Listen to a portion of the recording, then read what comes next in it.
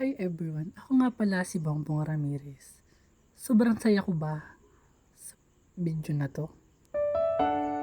Sa likod ng aking mga ngiti, may pagod, bighati, at paghihirap. Pero wala eh, tao tayo. Kailangan natin magsakripisyo at sumabay sa agos ng buhay. Ako ang nag-iisa na lamang na nag-aaral sa aming mga magkakapatid. Ako lang din ang nakatungtong ng kolehiyo sa kurso ng Accounting Information System. Nangako ko sa sarili ko na pagdating ko ng 18, kailangan hindi tayo umaasa tayo sa magulang natin parati. Kailangan matuto tayong tumayo sa sarili nating mga paa. Harapin ang hamon ng buhay. Kung may problema, ating solusyonan. Mentally, emotionally, spiritually, and financial. Minsan kapos tayo, minsan sobra ang bigay ng Panginoon. Ako, pinagkakasya ko hanggat maaari. Nilalakad ko at tinatakbo ko. Gumagawa ako ng paraan upang masolusyonan.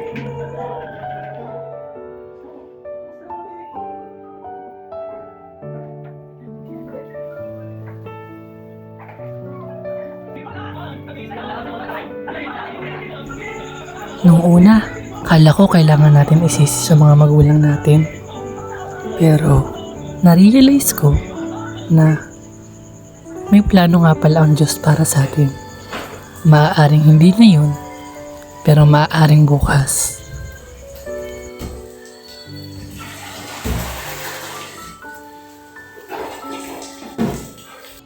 Hindi ko pinakahiya ang pag-iisang working student.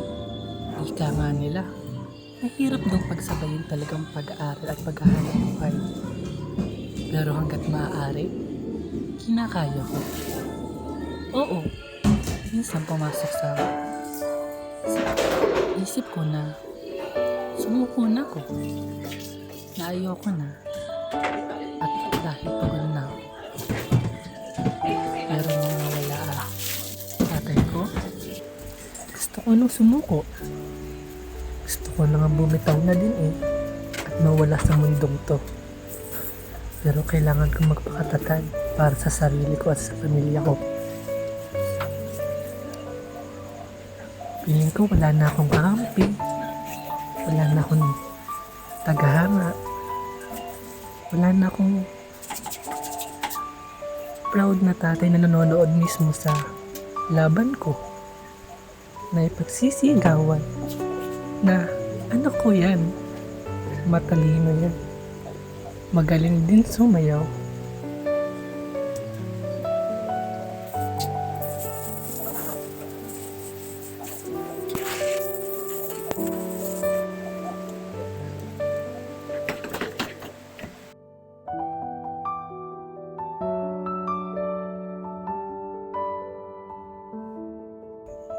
Ginawa ko ang bidyong to hindi para sumikat or makilala, dahil gusto ko lang ibahagi at maging isang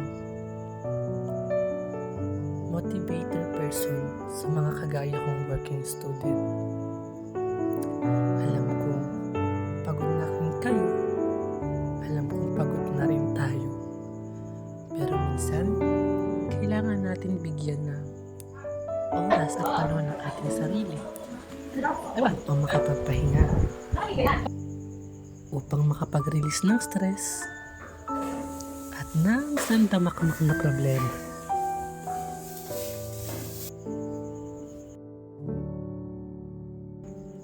At nagpapasalamat din ako sa mga taong naniniwala sa akin, dinadamayan ako, tinutulungan ako, at inaagapayan ako.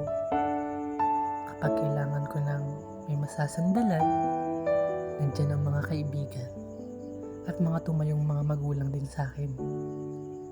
Oo, ang buhay ay hindi karera. Pero kailangan mong sumabay kasi mahirap maiwanan. So yan, tapos na nga po tayong